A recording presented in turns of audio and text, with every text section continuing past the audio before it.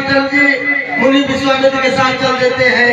एक आश्रम ऐसा दिखता है जहाँ न जीव है, न जंतु है, न फल है, न मृग है, जहाँ रहता हो एक नहीं प्राणी। मुनिवर यह कैसी तपस्वी है, बोले रघुनाथ मृदुला।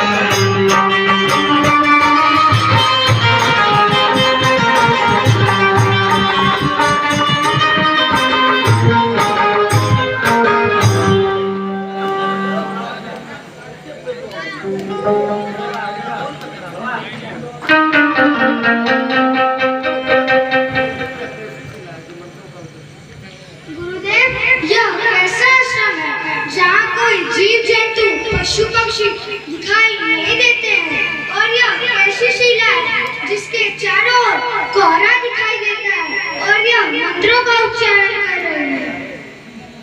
हे राम, कभी गौतम के थे, अब सिरा सात की कारी है। सबसे पुरान हुई है, या कंछा एक भारी है। इस पाप पवित्र पथरी को पदरस का चेतन चूरन दो। यह पथिका है पावन पद दो, जीव वृत्त को संजीवन दो। गौतम नारी श्राप बसे उपल दे हरि धीर। चरण कमल रन चाची कृपा करो रघुनाथ।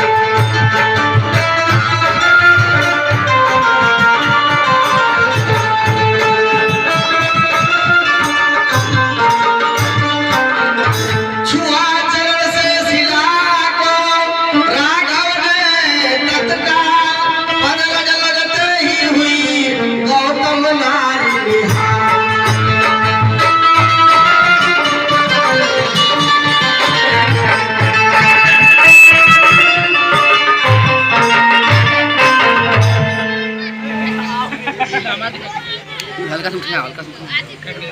केतना बखानी प्रभु जी, केतना बखानी प्रभु जी, चरनिया की आपके मुक्ति तू दे दिया पति के हुस्न।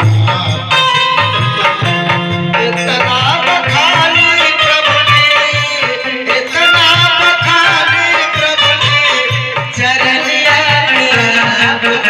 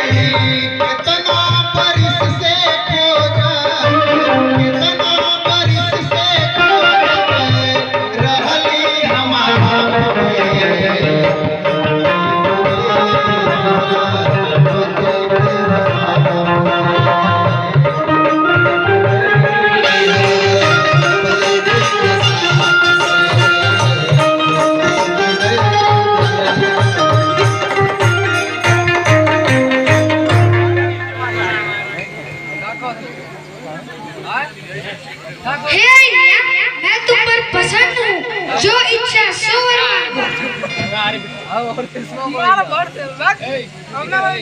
और न चाहत नाथ कछु मम मन रुचि सुन ले, अन पावन पद पद्य की भक्ति कृपा कर दे।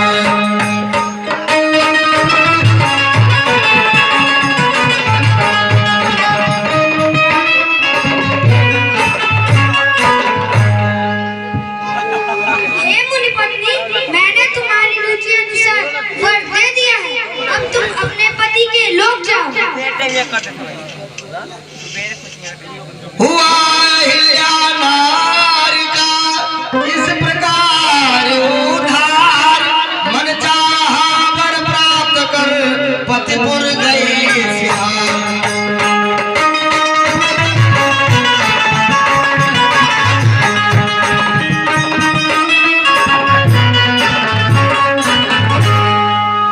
चले राम लक्ष्मण मुनि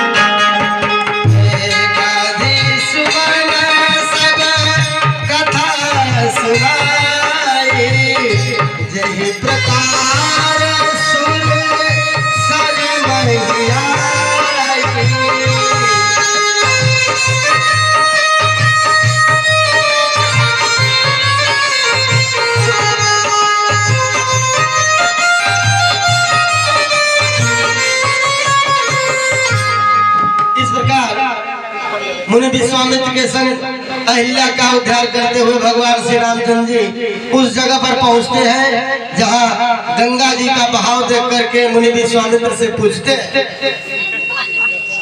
हे मुनि, यह कौन सी नदी है जो लहर पर लहर मार रही है? बेटा राम, यह गंगा नदी है। इनकी कहानी बहुत विचित्र है। यह स्वर्गलोक से आई है। गुरुदेव, स्वर्ग से कौन कैसे इनको ले आया? इनकी पूरी कहानी हमको सुनाइए। प्रभु, आप ही के खानदान में एक राजा सगर थे कि 2 रानियां थी के पुत्र सगर थे और एक रानी के 60,000 पुत्र थे।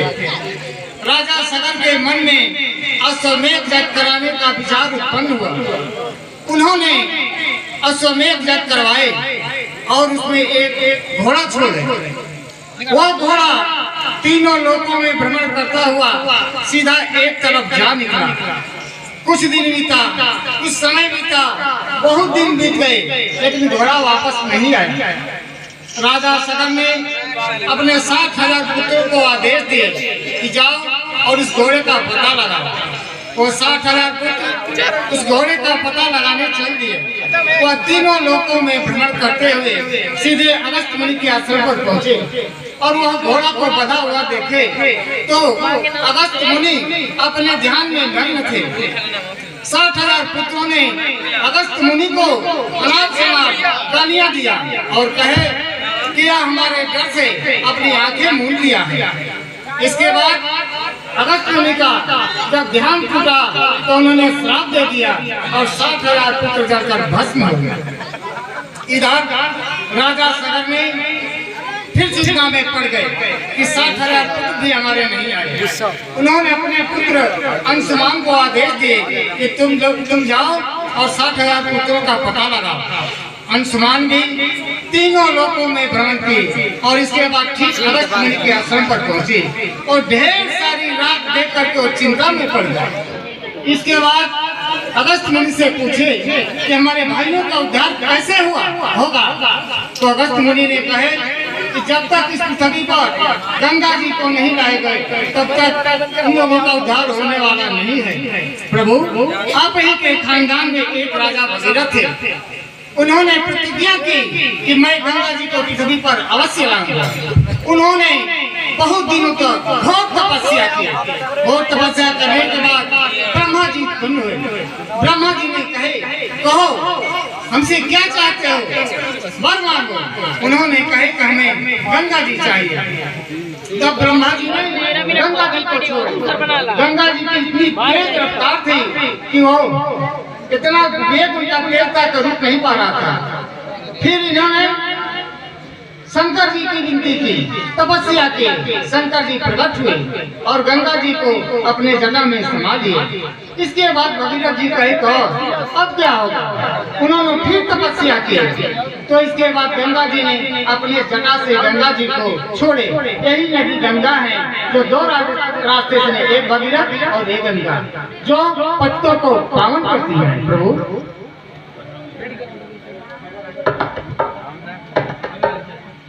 गान सुवन सब कथा सुनाई, जही प्रकार सुरसरी महियाई। गंगा अगण की कथा सुना करके विश्वामित्र मुनि आगे बढ़ जाते हैं जनकपुर की तरफ। उधर महाराज जनक